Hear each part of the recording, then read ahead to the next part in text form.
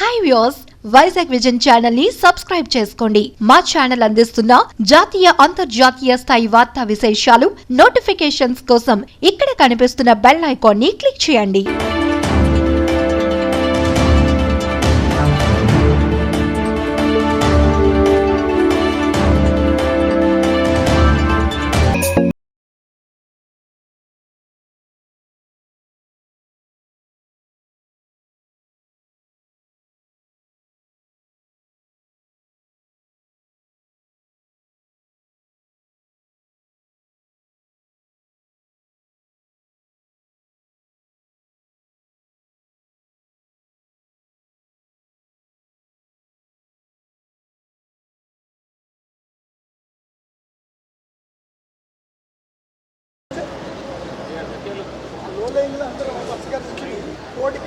ఏంటి ప్రోగ్రామ్ ఏంటిది?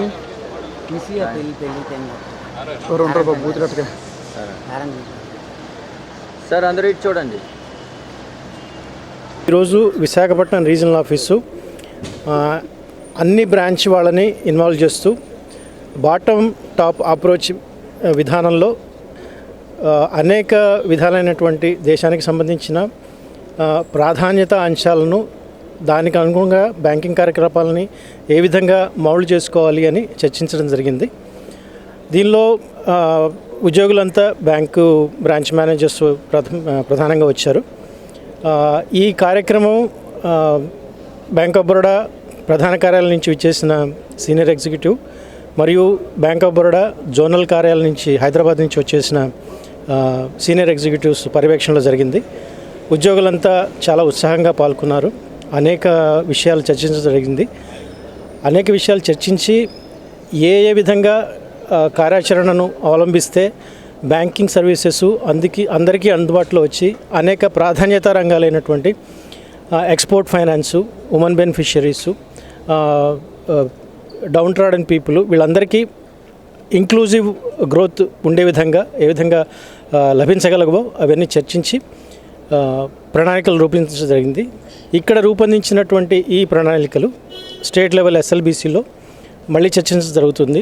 అక్కడ చర్చించిన తర్వాత ఫైనల్గా నేషనల్ లెవెల్లో అన్ని డిస్కషన్ చేసి అన్ని బ్యాంకులు ఇచ్చిన సజెషన్స్ని క్రోడీకరించి ఫైనలైజ్ చేసి వాటిని అడాప్ట్ చేయడం జరుగుతుంది.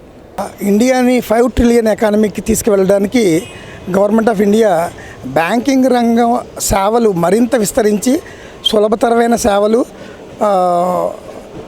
Speedier services, more reachable services గనక చేస్తే ఇండియన్ ఎకానమీ 5 ట్రిలియన్ ఎకానమీ దిశగా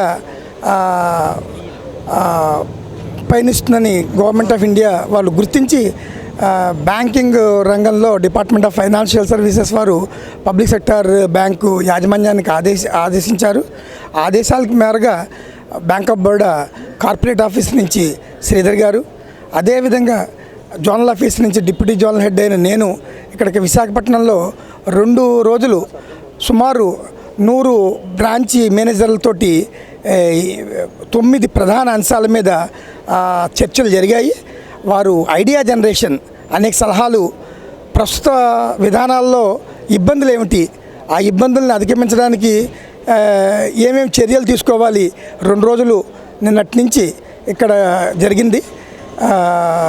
సుమారు 100 మంది బ్రాంచ్ మేనేజర్లు యాక్టివ్గా పార్టిసిపేట్ చేశారు. ఇప్పుడు 9 ప్రాధాన్యత అంశాల మీద MSME డెవలప్మెంట్ మీద ఏమని, ఎక్స్పోర్ట్ క్రెడిట్ మీద అవ్వడం ఏమిటి, రిటైల్ క్రెడిటు, ఈ ఉమెన్ ఎంపవర్మెంటు, ఈ గవర్నమెంటు వేరియస్ అభివృద్ధి కార్యక్రమాలు అవి తోడ్పడడానికి 2 రోజులు ఈ మీటింగ్ జరిగింది. బ్రాంచ్ మేనేజర్లు చాలా యాక్టివ్గా పార్టిసిపేట్ చేశారు. ఇప్పుడు ఈ 2 రోజుల్లో వాళ్ళు ఇచ్చిన సలహాలు స్టేట్ లెవెల్ బ్యాంకర్స్ కమిటీలో 21, 22 తారీఖున విజయవాడలో జరగవలసిన SLBCలో ఇవి చర్చించబడతాయి. ఆ తర్వాత నేషనల్ లెవెల్లో ఇవి చర్చించబడతాయి.